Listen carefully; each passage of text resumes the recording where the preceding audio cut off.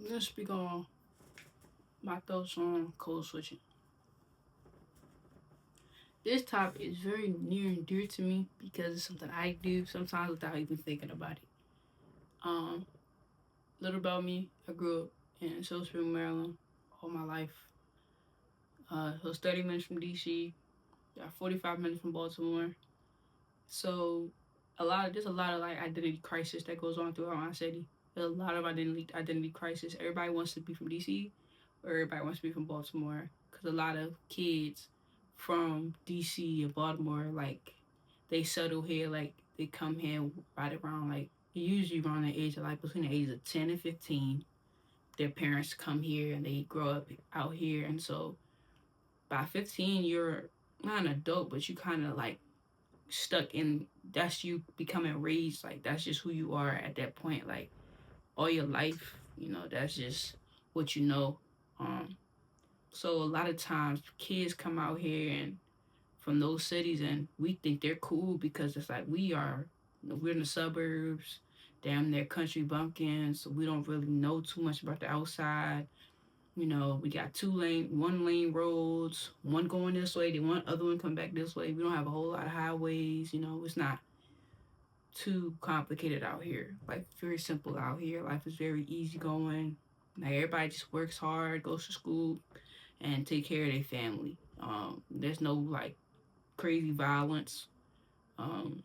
Humans are humans, so there's domestic violence every now and again. There's gunshots every couple years. So it's nothing crazy. It's not a bad place to live up and grow. But I say all that to say, right next door to us, like as in like 10 minutes away, is Bethesda and Rockville, and a lot of rich white communities. So black people like myself coming up, I'm a first generation to my mom. So my mom is Liberian. So she kind of raised us to be proper. Like, she didn't really encourage, slang and AAVE.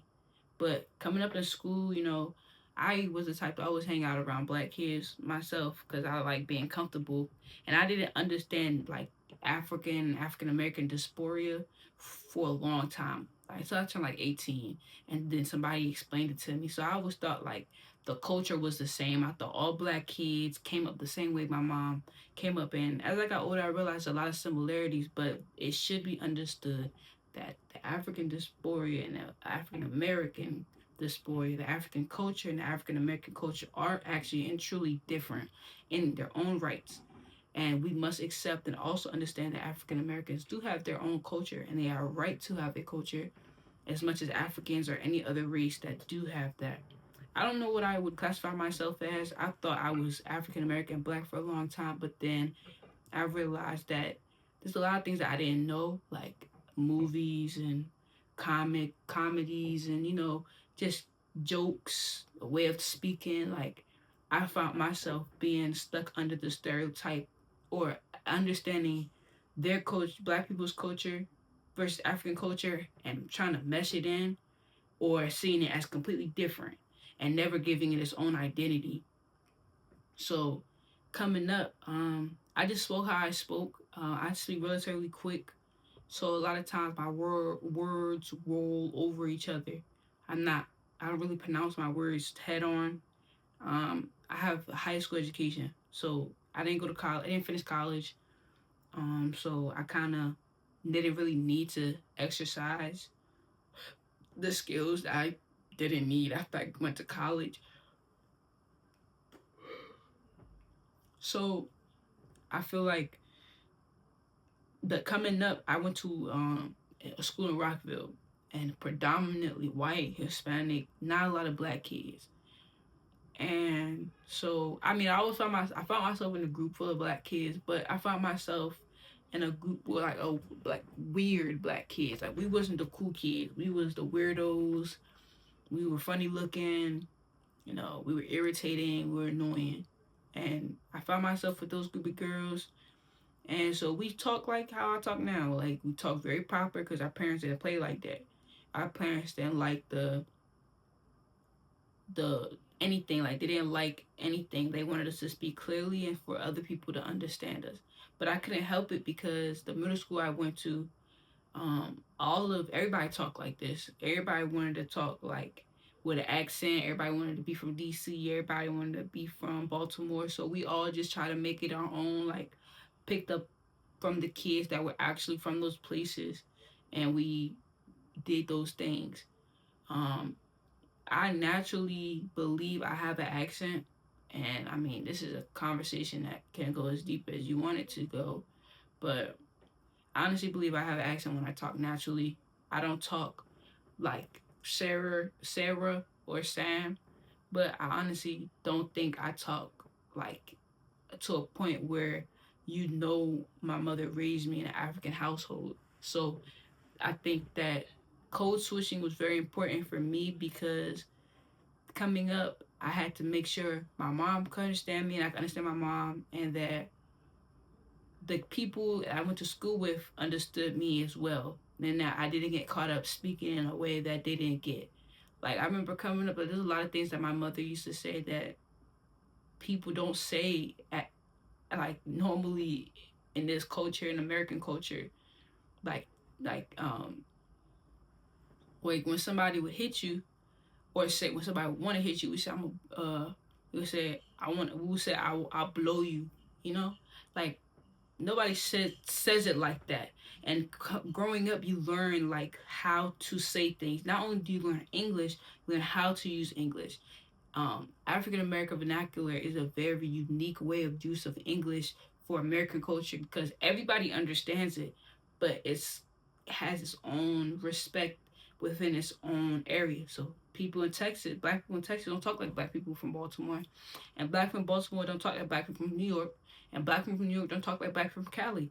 It's different and it's beautiful because at the end of the day, it's a culture.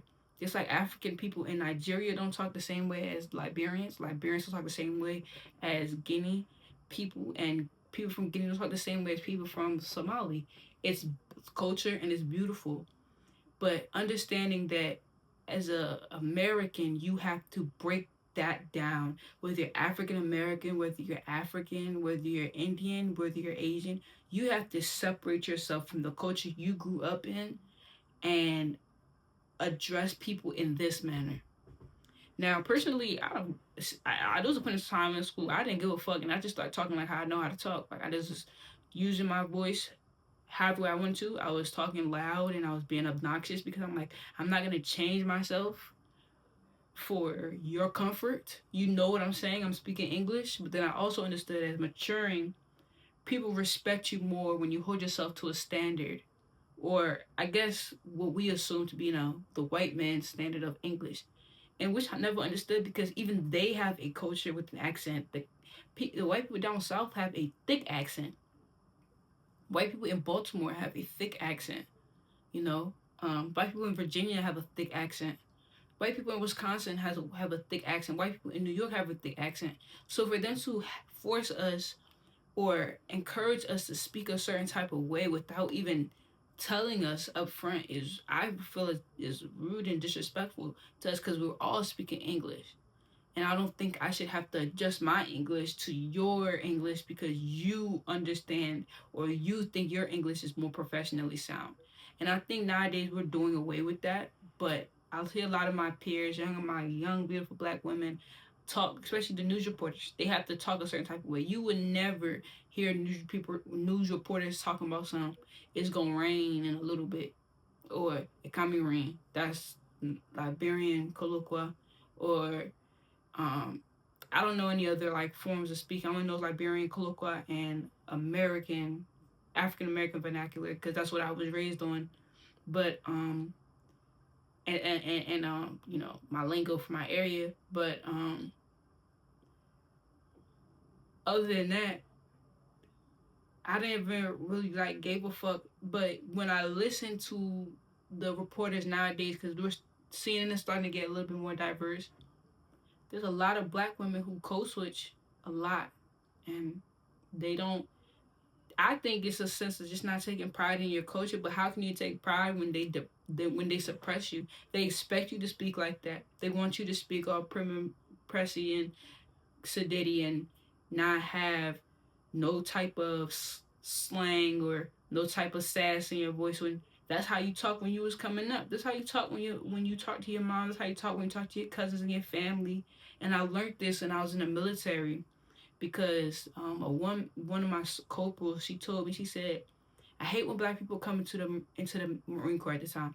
I hate when black people come to the Marine Corps and they talk like they talk like they talk, to let us know where they from.